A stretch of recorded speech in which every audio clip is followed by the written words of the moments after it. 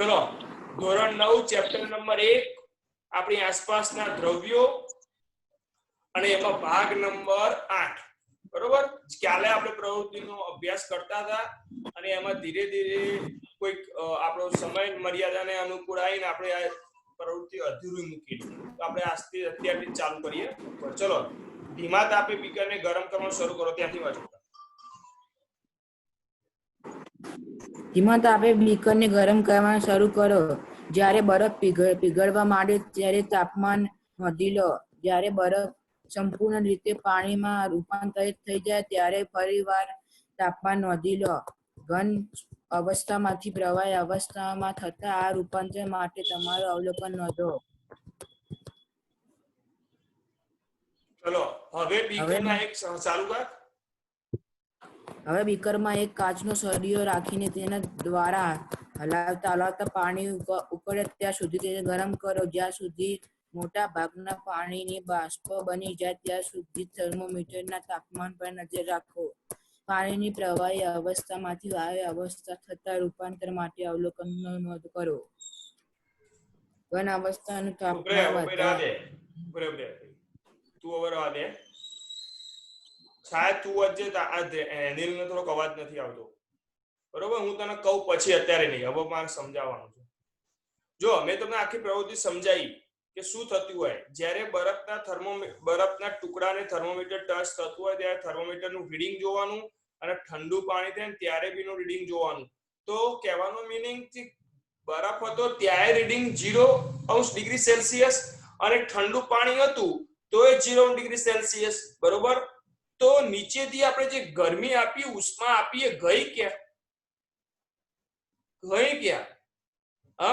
તો જ્યારે બરફનો ટુકડો ચોરસ હોય ઘન હોય ત્યારે એના કણો કેવા હોય નજીક જોઈન થયેલા હોય પણ એ જ બરફનો ટુકડો જ્યારે પાણીમાં કન્વર્ટ થાય અને 0°C જ રહે પાણી ઠંડુ પાણી ત્યારે એના કણો છૂટા થઈ જતા હોય આ ઘનમાં રહેલા જોડે રહેલા કણોને છૂટા સવાયા કરાવવા માટે એને બહારથી ઉષ્મા મેળવવી પડે જે થર્મોમીટરમાં રીડિંગ ના બતાવો થર્મોમીટરમાં રીડિંગ તો એના કોન્ટેક્ટમાં આવતા દ્રવ્યના ટેમ્પરેચર જ બતાવો પણ જે બરફ હતો એના કણોની જે જોડે પાસે જે એટ્રેક્શન હતું આકર્ષણ બળ હતું એને છૂટા કરવા માટે આપણે ઉષ્મા આપવી પડે પણ એ જેમ તમને ઉષ્મા થર્મોમીટરમાં દેખાય નહીં રીડિંગ ના થઈ શકે એટલે એને ગુપ્ત ઉષ્મા કહે છે પણ ગલન ગુપ્ત ઉષ્મા કેમ કહે છે કારણ કે જે બરફમાંથી પ્રવાહી થવાની પ્રોસેસ કરીને એને ગલન કહેવાય પીગલન કહેવાય ઇંગ્લિશમાં મેલ્ટિંગ કહેવાય પણ એને ગલન બોલાય તો આ ગલન ગુપ્ત ઉષ્મા બરોબર ગલનની પ્રોસેસમાં સંતાઈ રહેલી ઉષ્મા એટલે ગલન ગુપ્ત ઉષ્મા એની વ્યાખ્યા આવશે હું તમને સમજાઈશ આવશે એટલે ચલો હવે આખી પ્રવૃત્તિ ખબર પડી ગઈ તમને શું કહેવા માંગે છે પ્રવૃત્તિ વાંચો અહીંથી ઘન પદાર્થનું તાપમાન વધતા ઘન પદાર્થનું તાપમાન વધતા તેના કણોની ગતિ ઊર્જા વધે છે જો ગતિ ઊર્જામાં હોય ને બરફના ટુકડામાંથી મારે છૂટાછવાયા કરવા હોય તો એને મારે શું કરવી પડે ઊર્જા આપવી પડે ઊર્જા આપો એટલે એની ગતિ ઊર્જા વધે એટલે વાઇબ્રેશન થાય એટલે એને ધક્કો મારે એ બાજુવાળાને ધક્કો મારે એમ કરી અમુક કણો બહાર જતા રહે એટલે એમ કે જગ્યા થાય એટલે એ પ્રવાહી સ્વરૂપમાં રૂપાંતરણ થતું હોય બરોબર ગતિ ઊર્જા વધે તમે નીચેથી ઉષ્મા આપો ને તે કણોના અંદર ગતિ ઊર્જા વધે બરોબર દ્રવ્યના કણો વચ્ચે ચલો આગળ ગતિ ઊર્જામાં વધારો થવાથી કણ વધુ ઝડપથી કંપન કરવા લાગે છે ઉષ્મા દ્વારા આપવામાં આવેલી ઊર્જા એ કણો વચ્ચેના આકર્ષણ બંને નબળું પાડે છે જેથી કણ પોતાના નબળું પાડે વાઇબ્રેશનને કારણે તેમનું આકર્ષણ નબળું પડે અને કણો પોતાના નિયત સ્થાનને છોડીને વધુ સ્વતંત્ર થવાની ગતિ કરવા લાગે એટલે અથડાય એકબીજાને અને અમુક કણો ઉપર જતા રહે બાષ્પીભવન જે જગ્યા થઈ હોય જે કણો ઉપર ગયા હોય એની જગ્યા થઈ હોય ત્યાં બીજા કણો આવવાની પ્રવૃત્તિ કરે એટલે ઘનના અંદર જે પાસે જોઈન્ટ થયેલા છે ને એના પછીનું રૂપાંતર પ્રવાહીમાં છૂટાછવાયા થઈ જશે ચલો જેથી કણ પોતાનું નિયત સ્થાન છોડીને વધુ સ્વતંત્ર રીતે ગતિ કરવા લાગે છે એક અવસ્થા એવી આવે છે કે જ્યારે ઘન પદાર્થ પીગળીને પ્રવાહી સ્વરૂપમાં સંપૂર્ણ રૂપાંતર પામે છે. જે તાપમાનને વાતાવરણીય દબાણ હેઠળ ઘન પદાર્થ પીગળીને પ્રવાહી સ્વરૂપમાં રૂપાંતરિત થાય છે. તે તાપમાનને તે ઘન પદાર્થનું ગલન બિંદુ કહે છે. પીગલન પોઈન્ટ એટલે શું કહેવાય? પીગલન પોઈન્ટ પ્રેક્ટિકલી હું તમને સમજાવું, ચિંતા ના કરશો. જે તાપમાન ને એટલે અત્યારે જે તાપમાન જે તમે ગરમ કરતો હોય અને વાતાવરણ દબાણ એટલે અત્યારે આપણે જે બધા જીવી રહ્યા છે આપણે 24/7 વાતાવરણ આપણી ચામડી ઉપર દબાણ કરતું હોય, પણ આપણે જન્મ્યા ને ત્યારથી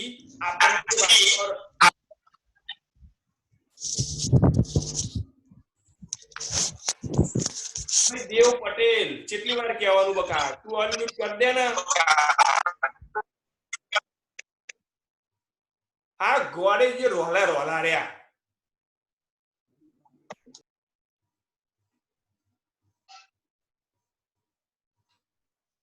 બુદ્ધિના લત એ ચેટલો અવાજ આવે છે? તમે જન્મ્યા ને ત્યારથી તમારી સ્કિન ઉપર એટલે ચામડી ઉપર વાતાવરણનું દબાણ દબાતું હોય સ્કિન ઉપર, પણ તમે જન્મ્યા ત્યારથી તમને એટલું જ દબાણ લાગે છે પૃથ્વી ઉપર, એટલે તમને એનો કોઈ અહેસાસ થતો નથી. તમે વાતાવરણની બહાર જાઓ ત્યારે તમને એવું લાગે કે તમારું દબાણ કેટલું લાગે, બહુ ઓછું લાગે બહાર શૂન્ય અવકાશમાં. કહેવાનો મીનિંગ વાતાવરણીય દબાણ કેટલું છે? વાતાવરણીય દબાણ 1 પાસ્કલ. કેટલો? 1 પાસ્કલ દબાણ છે. તમે સમજી ગયા છો દબાણ એટલે શું? મેં સમજાવી દીધું છે આગળ. 1 pascal 1 newton into metre square એટલે 1 સ્ક્વેર 1 મીટર બાય 1 મીટરનો જે ચોરસ હોય ક્ષેત્રફળ એના ઉપર 1 ન્યૂટન જેટલું બળ લાગે એટલું આપણી ચામડી ઉપર લાગે છે. બરોબર? આપણે અહેસાસ ના થાય, જન્મ્યા ત્યારથી આપણા ઉપર એટલું જ બળ લાગે છે. પણ તાપમાન બદલાય. કેવી રીતના? હવે મારા જોડે મોબાઈલ છે આવ્યો, સમજી લો. તો આ મોબાઈલ હું એટલો બધો ગરમ કરે ને કે આ મોબાઈલ ઓગળી જશે આખો. તો જે તાપમાને તમે આ ઓગળવાનું સ્ટાર્ટ કરો ને એને એનું ગલન બિંદુ કહેવાય. દરેક પદાર્થનું ગલન બિંદુ અલગ અલગ હોય. એલ્યુમિનિયમ ઝડપથી ઓગળી જાય, પણ લોખંડને ઓગળવા માટે તો 1539 ડિગ્રી સેલ્સિયસ જેટલું તાપમાન. 1539 ડિગ્રી સેલ્સિયસ એટલે કલ્પના કરો તમે શું કહેવા માંગુ છું. 100 ડિગ્રી સેલ્સિયસ પાણી ઉકળવા માંગે, હું 1539 ડિગ્રી સેલ્સિયસ કહું છું. બરોબર? એટલે તમારું જે તમે જોયું છે લોખંડ રગડો બની જાય, એને એ લોખંડનું પીગલન બિંદુ કહેવાય, મતલબ મેલ્ટિંગ પોઈન્ટ કહેવાય, ગલન બિંદુ. એટલે જ્યારે આવો પદાર્થ ઓગળીને પ્રવાહી સ્વરૂપમાં રૂપાંતર થતું હોય એ તાપમાનને એનું ગલન બિંદુ કહેવાય. અને આ ઘનમાંથી પ્રવાહીમાં બનતું હોય એને ગલન બિંદુ કહેવાય, એટલે એને ગલન ગુપ્ત ઉષ્મા કહેવાય છે. શું કહેવાય? ગલન ગુપ્ત ઉષ્મા. એ ટેમ્પરેચર એટલે ગલન બિંદુ એ આ રૂપાંતર થાય છે પ્રવાહ ઘનનું પ્રવાહીમાં, અને એ વખત જેને ઉષ્મા આપવી પડે, બરોબર, એને ગલન ગુપ્ત ઉષ્મા કહેવામાં આવે છે. પછી કોલ કરું માસી. હો, આવો તો મોડે કરજે. હા હા, ખબર પડી? આ ઘન હોય એનું પ્રવાહી સ્વરૂપમાં રૂપાંતરણ થતું હોય, બરોબર, ત્યારે એને ગલન કહેવાય. એ તાપમાને ગલન બિંદુ કહેવાય છે. એ વખત આનું જે ઉષ્મા આપણે આપતા હોય એ પ્રોસેસ થવા માટે, એટલે ઘનમાંથી પ્રવાહી થવા માટે જે ઉષ્મા આપતા હોય, પણ ઉષ્મા થર્મોમીટરમાં દેખાતી નથી. ખ્યાલ આવે છે? થર્મોમીટરમાં એ ઉષ્મા દેખાતી નથી એટલે એને ગુપ્ત કહેવામાં આવે છે. અને ગલન એટલે ઘનમાંથી પ્રવાહી સ્વરૂપમાં રૂપાંતર થાય છે એ વખત થાય છે એટલે એને ગલન ગુપ્ત ઉષ્મા કહેવામાં આવે છે. મીનિંગ સમજજો, ગલન ગુપ્ત ઉષ્મા કહેવાય. કોઈ પણ ઘન પદાર્થનું ગલન બિંદુ તેમાં રહેલા કણો વચ્ચે આકર્ષણ બળની પ્રબળતા પર દર્શાવે છે. હવે લોખંડ હોય તો લોખંડના 2 કણો વચ્ચે આકર્ષણ બળ વધારે હોય તો એનું ગલન બિંદુ ઊંચું હોય. હીરો જોયો છે તમે, બરોબર? સૌથી સખતમાં સખત કોઈ પદાર્થ હોય ને તો હીરો બધાને કાપી દે. તો એના અંદર 2 કણો વચ્ચે આકર્ષણ પર 2 કણો વચ્ચે બહુ સખત છે, એટલે પછી એને મેલ્ટિંગ થવા માટે બહુ જ ઉષ્મા આપવી પડે, બરોબર? લોખંડ કરતા આપીએ છે તો એના કરતા બી, એટલે એનું ગલન બિંદુ ઊંચું જાય. બરોબર? તમે સોનું જોયું હોય તો સોનું તરત જ પીગળી જાય, કારણ કે એના 2 કણો વચ્ચે આકર્ષણ બળ કેવું છે? લોખંડ કરતા ઓછું છે, એટલે તરત જ પીગળી જાય. બરોબર? તો એનું ગલન બિંદુ કેવું હોય? ઓછું હોય. ખ્યાલ આવે છે? જોજો, બરફનું ગલન બિંદુ 0 ડિગ્રી સેલ્સિયસ, બરફનું મતલબ પાણીનું ગલન બિંદુ, બરફનું ગલન બિંદુ કાં તો પાણીનું ગલન બિંદુ 0 ડિગ્રી સેલ્સિયસ. પણ અહીં તમે સમજો, નીચેનું નોંધ જોજો, બધા મારે ધ્યાનથી જોજો, તમને પૂછાય છે એક માર્કમાં 100% પૂછાય છે પરીક્ષામાં. આ સુધી ક્યારે એવું નહીં બને. જો તાપમાનનો એસઆઈ એકમ કરો, તમે કીધેલું મારે તમને લાઈવ ક્લાસમાં ઘણું બધું શીખવાડવાનું હોય છે. આ 9માનો તમારો પ્રાથમિક પાયો, પણ આપણે લાઈવ ક્લાસમાં બની નાખ્યા ને એ સૌથી મોટી આપણી શું કહેવાય, આ કોરોનાના કારણે નહીં, એમાં ઘણું બધું તમને શીખવાડવાનું હતું, પણ આ શું આ નહીં શીખવાડી શકાતું હતા. બરોબર. એસઆઈ એકમ ઇન્ટરનેશનલ સ્ટાન્ડર્ડ એક કેલ્વિન છે. એટલે તમે ટેમ્પરેચર અત્યાર સુધી એમાં બોલ્યા છો કે 45 ડિગ્રી સેલ્સિયસ, 0 ડિગ્રી સેલ્સિયસ, પણ ડિગ્રી સેલ્સિયસ કરતા એવો જ તાપમાન માપવા માટેનો બીજો એકમ છે જેને કેલ્વિન કહેવાય. શું કહેવાય? કેલ્વિન. એસઆઈ એકમ છે, ડિગ્રી સેલ્સિયસ કેલ્વિન એકમ નથી. આપણે બોલીએ છે કેલ્વિન એકમ એ એસઆઈ એકમ છે, પણ ડિગ્રી સેલ્સિયસ છે ને એસઆઈ એકમ નથી. ઇન્ટરનેશનલ સ્ટાન્ડર્ડ એકમ હોય તો તમને પૂછાય કે તાપમાનનો એસઆઈ એકમ કયો, તો કેલ્વિન લખવાનું. એકલો કે ડિગ્રી કેલ્વિન નહીં હો. આવો ડિગ્રી જો ઉપર નાનો બિંદુ કરેલું છે સી અને પછી પર બિંદુ કર્યું છે એવું નહીં, એકલો કે. તો જ્યારે 0 ડિગ્રી સેલ્સિયસ હોય ત્યારે એનું કેલ્વિન કેટલું હોય? 273.15. કેટલું? 273.15. યાદ રાખવાનું. હવે હું તમને સમજાવું છું કે મારા જોડે 25 ડિગ્રી સેલ્સિયસ છે, 25 ડિગ્રી સેલ્સિયસ, એને મારે કેલ્વિનમાં કન્વર્ટ કરવું હોય તો શું કરવાનું? તો 25 + 273.5 સોરી 273.15. પણ 15 નો ટોલરન્સ મૂકી રાખીએ, 15 ને આપણે ગણવા નહીં, એકલા 273 યાદ રાખો. 1 મિનિટ તમે બધા ધ્યાનથી, હું YouTube ઉપર જોઈ લઉં છું. જોજો શું કહેવા માંગુ છું, ધ્યાનથી સમજજો. આ કેલ્વિન એટલે કે 273. આ ખોટું છે, 83 નહીં, 283. અચ્છા, આને એવું કીધેલું છે કે કેલ્વિન 283 હોય તો સેલ્સિયસ કેટલું થાય એ સમજાવવાનું કે છે. કેલ્વિન 283 હોય, ઊંધું કર્યું છે, પણ વસ્તુ એક સમજી જશો ને એટલે ખબર પડે. 283 કેલ્વિન હોય જ્યારે કેલ્વિનમાં, તો સેલ્સિયસમાં કેટલું થાય? તો જોજો શું કહેવા માંગે છે. શું કરવાનું? જેટલા કેલ્વિન હોય ને એમાંથી 273 કેલ્વિન બાદ કરી દેવાના. તો 283 માંથી તમે 273 બાદ કરી દો તો કેટલા કેલ્વિન મળે? 10 કેલ્વિન મળે ને? હા, જોજો શું કરે છે. હા, જોજો આ ફોર્મ્યુલા સમજી લેવાનું. જો સેલ્સિયસ હોય, સેલ્સિયસમાં મેળવવું હોય અને જો કેલ્વિન આપેલું, તો જે આપેલું હોય ને એમાંથી 273 બાદ કરી દેવાના. અને જો તમારે કેલ્વિન આપ્યું હોય, આ સેલ્સિયસ આપ્યું હોય અને કેલ્વિન મેળવવું હોય તો 273 ઉમેરી દેવાના. જોજો શું થાય છે.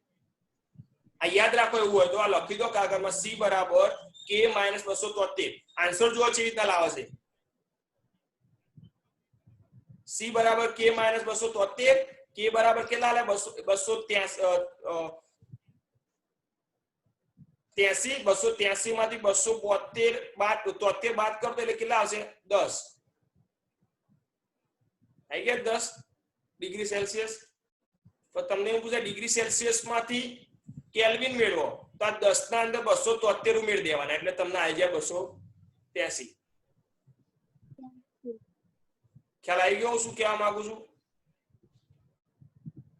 એટલે જ એવું કહે છે, જો વોટરનો, અહીં જો તો નીચે ઉપર લખેલું છે, આ વોટરનો ફ્રીઝિંગ પોઈન્ટ એટલે કે ગલન પોઈન્ટ, ખબર પડે ને? ગલન બિંદુ કેટલો છે? 273. અને બોઇલિંગ પોઈન્ટ 373. કારણ કે બોઇલિંગ પોઈન્ટ આપણે જોઈએ છે ઉકળવા માટેનો, બરોબર? ઉકળવા માટેનું ટેમ્પરેચર કેટલું પાણીનું? 100 ડિગ્રી સેલ્સિયસ.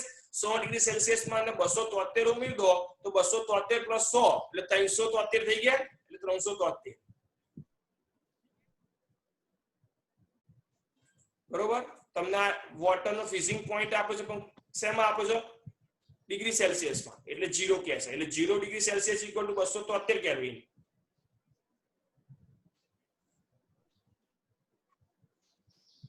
સો ડિગ્રી સેલ્સિયસ આપણે બોઇલિંગ પોઈન્ટ બોલીએ છીએ, પણ ડિગ્રી સેલ્સિયસમાં બોલીએ છીએ. પણ આ ઉપર છે શેમાં છે? કેલ્વિનમાં છે. પણ એના અંદર 273 ઉમેર કરો તો 100 + 273 = 373. રાઈટ? જો હું તમને હજુ ફરીથી બીજી વાર સમજાવું છું.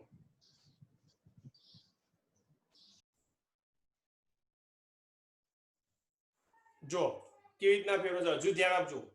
ઇમ્પોર્ટન્ટ છે એટલે વારંવાર કરું છું. શું કહે છે? Convert to Celsius. સેલ્સિયસ માંથી કેલ્વિન માં કન્વર્ટ કરવાનું કહે છે. ઇંગ્લિશમાં ભણાવે છે, પણ હું તમારા જોડે છું એટલે તમને સમજાવતો જઉં છું શું કહે છે. એટલે તો મેં અવાજ મ્યુટ રાખ્યો છે. જો 300 ડિગ્રી 30 ડિગ્રી સેલ્સિયસ હોય, એક્ઝામ્પલ તરીકે 30 ડિગ્રી સેલ્સિયસ હોય, એનું મારે કેલ્વિનમાં ફેરવવું છે, તો શું કરવાનું?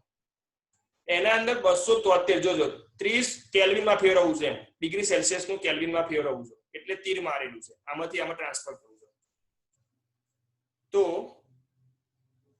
Kelvin is equal to degree Celsius plus 273, એટલે જેટલા ડિગ્રી સેલ્સિયસ હોય 30 ડિગ્રી સેલ્સિયસ, એના અંદર 273.15 એડ કરી દેવાના. પણ આપણે 15.25 છે એટલે એને ટોલરન્સ એટલે એને બહુ કેલ્ક્યુલેટ કરતા નથી, પણ એક્યુરેસી વાળો જવાબ લાવવો હોય ને એક્યુરેસી વાળો 15 મૂકી શકો છો તમે, વાંધો નહીં. પણ 15 નહીં મૂકો તો વાંધો નહીં, પણ આ 273 ના થવા જોવો, એ નહીં ચડવું.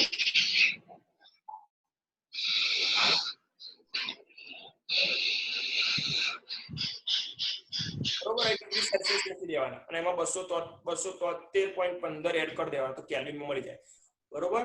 પણ હવે કેલ્વિન ફેરવવું હોય તો 273 બાદ કરી દેવાના. એટલું યાદ રાખો કે સેલ્સિયસ માંથી કેલ્વિન મેળવવું હોય તો 273.15 ઉમેરવાના, અને કેલ્વિન માંથી સેલ્સિયસ મેળવવું હોય તો 273.15 બાદ કરવાના. બીજું કોઈ જ માથાકૂટ કરશો નહીં. ઓકે, ચલો હવે આપણા ટોપિક ઉપર આવી જાઓ. હવે તમને ખબર પડી ગઈ છે સારી રીતે. ચલો બકા આગળ વાંચો. આટલો બરફનું ગલન બિંદુ 273.15 કેલ્વિન એટલે તમને ખબર પડી ગઈ 0 ડિગ્રી સેલ્સિયસ, કારણ કે 0 degree Celsius is equal to 273.15, અને ફુદેડી કરી એટલે બહુ આઈએમપી છે, યાદ રાખજો. વાંચો આગળ. કોઈ પણ ઘન પદાર્થનું ગલન બિંદુ તેના રહેલા કણો વચ્ચેના આકર્ષણ બળની પ્રબળતા દર્શાવે છે. બરફનું ગલન બિંદુ 273.16 કેલ્વિન છે. પીગળવાની પ્રક્રિયા એટલે કે ઘનના પ્રવાહી સ્વરૂપમાં રૂપાંતર પ્રક્રિયાને ગલન પણ કહે છે. શું કહેવાય? ગલન પણ કહેવાય છે. ઘનમાંથી પ્રવાહી સ્વરૂપમાં રૂપાંતર થવાની પ્રક્રિયાને ગલન કહે છે, એટલે કે ફ્યુઝન કહે છે. અને કોઈ પણ ઘન પદાર્થના ગલન વખતે તાપમાન અચળ રહે છે ને તેને શું કહેવાય? ઉષ્મા ઉર્જા ક્યાં જઈ? મતલબ મેં તમને કીધું, એટલે આપણો બરફનો ટુકડો હતો ત્યાં 0 ડિગ્રી સેલ્સિયસ બતાવતું હતું, અને એમાંથી પાણી એ બન્યું ત્યારે 0 ડિગ્રી સેલ્સિયસ બતાવ્યું. મતલબ ઘનમાંથી પ્રવાહી બન્યું, રિંગમાં કોઈ ફેરફાર થયો નહીં, એ વખતે એનું તાપમાન અચળ જ રહ્યું. અચળ એટલે એમના એમ જ રહ્યું, બદલાયું નહીં. તો એ ઉષ્મા નીચેથી આપણે ગઈ ક્યાં? તો એના એ વિશે સમજાવો છે. બહુ જ ઇમ્પોર્ટન્ટ ટોપિક છે કે જ્યારે કોઈ પણ ઘન પદાર્થનું ગલન થતી વખતે એટલે ઘનમાંથી પ્રવાહી થતી વખતે નીચેથી જે ઉષ્મા આપી પણ ઉપર રીડિંગ ના બતાવ્યું, બરોબર? તો રીડિંગ બતાવ્યું નહીં તો નીચેથી આપેલી ઉષ્મા ગઈ ક્યાં? તો એનો સવાલ છે. એ જે ઉષ્મા છે ને એને ગલન ગુપ્ત ઉષ્મા કહેવાય છે. ચાલુ રાખો છે. કોઈ ઘન પદાર્થના ગલન વખતે તાપમાન અચળ રહે તો ઉષ્મા ઉર્જા ક્યાં જાય છે? ગલનના પ્રયોગની પ્રક્રિયા દરમિયાન તમે અવલોકન કર્યું હશે કે ગલન બિંદુ સુધી પહોંચ્યા બાદ હું જ વાંચી લઉં, રહેવા દો એટલે તમને તકલીફ ના પડે.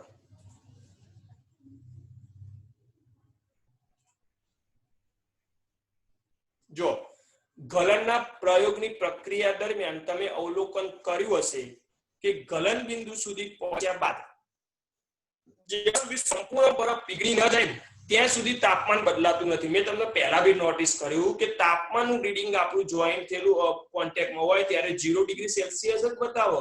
બરફ હોય ત્યારે, પાણી હોય ત્યારે, પાણી ઠંડુ હોય ત્યારે, 0 ઠંડુ હોય ત્યારે.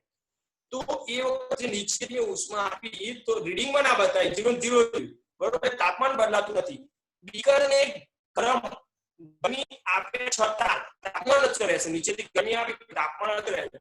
કણો વચ્ચેના પારસ્પરિક આકર્ષણ બળને ઉપર બે ઘન તો બરફનો ટુકડો તો તેના કણો વચ્ચે એકદમ મજબૂતાઈ આસપાસ તો એના ઉપરવટ જઈને એટલે એને તોડવા માટે એના બે બરફના ટુકડાના બે કણો વચ્ચે આકર્ષણ બળ હતું ને એને તોડવા માટે ઉપરવટ જઈને દ્રવ્યની અવસ્થા બદલાવા માટે એટલે કે બરફનો ટુકડો ઘન હતો ને એમાંથી પ્રવાહી સ્વરૂપમાં એટલે કે દ્રવ્યની અવસ્થા બદલાવા માટે ઉષ્માનો ઉપયોગ થાય છે પરંતુ નીચેથી આપણે ઉષ્મા આપી બર્નર દ્વારા પરંતુ તાપમાનમાં કોઈ ફેરફાર દર્શાવ્યા સિવાય બરફનો ટુકડો આ ઉષ્માને શોષી લે છે તાપમાન તો 0 જ બતાવે છે પણ ઉષ્માને શોષી લે છે એવું માનવામાં આવે છે કે આ ઉષ્મા બીકરમાં યાદ રાખજો આ ઉષ્મા બીકરમાં રહેલા સમઘટકો માં છુપાયેલી હોય એટલે બે કણો વચ્ચે હોય ને એના અંદર તો એને તોડવા માટે અંદર છુપાયેલી હોય જેને શું કહે છે ગુપ્ત ઉષ્મા કહે છે સંતાઈ ગયેલી ગુપ્તના આપણે ઇંગ્લિશમાં શું કે સંતાઈ ગયેલી હોય એટલે બીકરના જે સમઘટકો હોય ને એટલે પાણીના બે કણો વચ્ચે ત્યાં છુપાયેલી હોય છે એટલે કે એને ગુપ્ત ઉષ્મા કહે છે આવી ગુપ્તનો અર્થ છે છુપાયેલી એમ કહેવાય પદાર્થના ગલનબિંદુ જેટલા તાપમાને બરોબર ગલનબિંદુ એટલે પાણી છે તો પાણીનું ગલનબિંદુ કેટલું છે 0 ડિગ્રી સેલ્સિયસ જેટલા તાપમાને એક વાતાવરણ દબાણે અત્યારે આપણી આજુબાજુ છે એક વાતાવરણ દબાણે 1 કિલોગ્રામ ઘન પદાર્થ એટલે 1 કિલોગ્રામ બરફ ને પ્રવાહીમાં અવસ્થામાં રૂપાંતર કરવા માટે જરૂર પડતી ઉષ્મા ઊર્જાને ગલનગુપ્ત ઉષ્મા કહે છે યાદ રાખજો શું કહેવાનું મારા જોડે બરફ કેટલો છે 1 કિલોગ્રામ 1 કિલોગ્રામ બરફ છે એક વાતાવરણમાં તપેલીમાં મેં મૂકેલો છે અત્યારે આપણે જે બધા રહીએ છે એ તાપમાન વાતાવરણ દબાણ કહેવાય તો વાતાવરણીય દબાણે તપેલીમાં મેં 1 કિલોગ્રામ બરફ મૂકેલો છે 1 કિલોગ્રામ બરફને એને પાણીમાં રૂપાંતર થવા માટે ઠંડુ પાણી કરવા માટે નીચે જે મેં ઉષ્મા આપી એ ઉષ્માને કઈ ઉષ્મા કહેવાય ગલનગુપ્ત ઉષ્મા યાદ રાખજો એને વ્યાખ્યા કન્સિડર કરી લો પદાર્થના ગલન બિંદુ જેટલા તાપમાને એટલે મારા જોડે ઉદાહરણ તમને સમજાવું તો પાણીનું ગલન બિંદુ કેટલું છે 0 ડિગ્રી સેલ્સિયસ એટલે પદાર્થ જો કે પાણીના 0 ડિગ્રી સેલ્સિયસ જેટલા તાપમાને એક વાત 1 કિલોગ્રામ બરફને પ્રવાહી અવસ્થામાં રૂપાંતર કરવા માટે જરૂર પડતી ગલનગુપ્ત ઉષ્માને પાણી ગલનગુપ્ત ઉષ્મા કહે છે ખબર પડી કે મેં પાણીનું ઉદાહરણ આપીને સમજાવું છું કોઈ પણ પદાર્થ હોય લોખંડ હોય કે કોઈ બી વસ્તુ હોય પણ આ તો પાણીનું ઉદાહરણ તમને સમજાવ્યું છે એટલે હું તમને વ્યાખ્યા પાણીના ઉદાહરણ દ્વારા સમજાવું છું ગોખતો નથી શીખવાડતો પછી એની જગ્યાએ પાણીની જગ્યાએ પદાર્થ ભૂલી જવાનું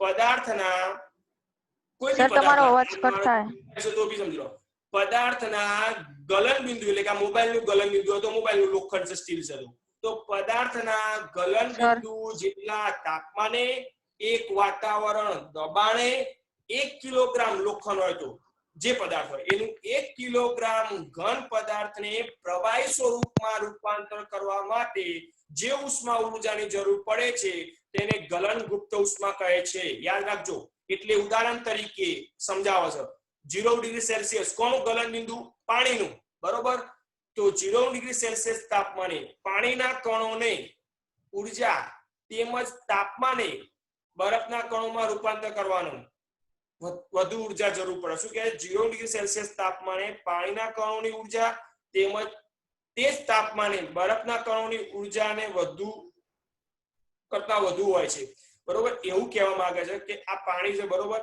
એક્ઝામ્પલ તરીકે બીકરમાં પાણી પડ્યું છે તો એના કણોના જે ઊર્જા હોય ને એના કરતા એ પાણીનું જે બરફ હોય ને એના કણો વચ્ચે ઊર્જા વધારે હોય કારણ કે બેના વચ્ચે આકર્ષણ બળ કેવું હોય ઘન છે આકર્ષણ બળ વધારે હોય એટલે એની ઊર્જા કેવી હોય વધુ હોય જ્યારે આપણે પાણીને ઉષ્મા આપીએ છીએ ત્યારે તે કણો વધુ ઝડપથી ગતિ કરે તો સ્વાભાવિક છે જ્યારે આપણે હવે નેક્સ્ટ પોઈન્ટ આગળ વધ્યો પાણી બની ગયું ઠંડુ પાણી બની ગયું હવે આગળ આપણે નીચેથી બર્નર દ્વારા ઉષ્મા આપી જ જઈએ છીએ જ્યારે આપણે પાણીને ઉષ્મા આપીએ છીએ ત્યારે કણો વધુ ઝડપથી ગતિ કરે છે એટલે કોઈ એક નિશ્ચિત તાપમાન સુધી પહોંચીને કણો એટલી ઊર્જા આવી જાય છે કે જેથી તે પરસ્પર આકર્ષણ બળ તોડીને સ્વતંત્ર થઈ જાય છે એટલે કણો પાણીના અંદર હોય ફરતા હોય હવે હું એને નીચેથી પાણી આપે જઈશ તો એક એવા ટેમ્પરેચરે આવશે કે કણો ઉડીને હવામાં જતા રહેશે એટલે કે બાષ્પ બની જશે જેથી તેમના વચ્ચે પરસ્પર આકર્ષણ બળ તોડીને સ્વતંત્ર હવામાં થઈ જાય છે આવા તાપમાને પ્રવાહી અવસ્થાનું શેમાં રૂપાંતર વાયુ અવસ્થામાં રૂપાંતર થઈ જાય છે આ એક વાતાવરણ એટલે તાપમાને અત્યારે બાળક મૂકેલું હોય તપેલી ગરમ કરતા હોય એટલે એક વાતાવરણ દબાણે સમજો, એક વાતાવરણ દબાણે જે તાપમાને પ્રવાહી ઉકળવા લાગે તે એનું કયું બિંદુ કહેવાય? ઉત્કલન બિંદુ કહેવાય. સમજો, ઘનમાંથી પ્રવાહી બને એ ગલન બિંદુ કહેવાય. પ્રવાહીમાંથી વાયુ બને એ બિંદુ ઉત્કલન બિંદુ કહેવાય કે બોઇલિંગ પોઈન્ટ કહેવાય. કેટલું છે પાણીનું બોઇલિંગ પોઈન્ટ? 100 degree Celsius. તો ઉત્કલન ભાઈ જે હોય બંધ કરી દેજો, વોઇસ રિપીટ ના થવો. ઉત્કલન બિંદુ ના જથ્થાત્મક ઘટક એટલે બલ્ક ફિનોમેન્સ એ વધારે અત્યારે ધ્યાન નહીં રાખવું, પણ ઉત્કલન બિંદુ જથ્થાત્મક ઘટના છે, મતલબ 1 કિલો 2 કિલોમાં આવે. તો પ્રવાહીના તમામ કણો એટલી ઉર્જા પ્રાપ્ત કરી લે છે કે જેથી તમામ બાષ્પ સ્વરૂપમાં રૂપાંતર થઈ જાય. મતલબ 1 કિલોગ્રામ પાણી હોય, 1 લીટર પાણી કાં તો 1 કિલોગ્રામ પાણી, તો જથ્થાની વાત થઈ. તો એ જથ્થાના ટોટલી 1 કિલોગ્રામ પાણી હોય તો 1 કિલોગ્રામ પાણી બાષ્પીભવન થવા માટે, બરોબર? તો પાણીના તમામ કણો જેટલી ઉર્જા પ્રાપ્ત કરી લે છે તે તમામ બાષ્પ સ્વરૂપમાં રૂપાંતર થઈ જાય છે. એટલે પાણી માટે આ તાપમાન 373 ડિગ્રી સેલ્સિયસમાં, તો 100 ડિગ્રી સેલ્સિયસ અને 273 + 100 એટલે 373 થઈ ગયા. સમજણ પડી ગયા? સેલ્સિયસમાં જેમાં કન્વર્ટ કરે તો શું કર્યું? 273 ઉમેર્યા.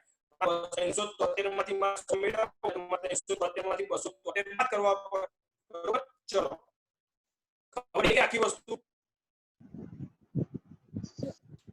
ચલો, આટલાથી પછી હું તમને કાલે સમજાવીશ.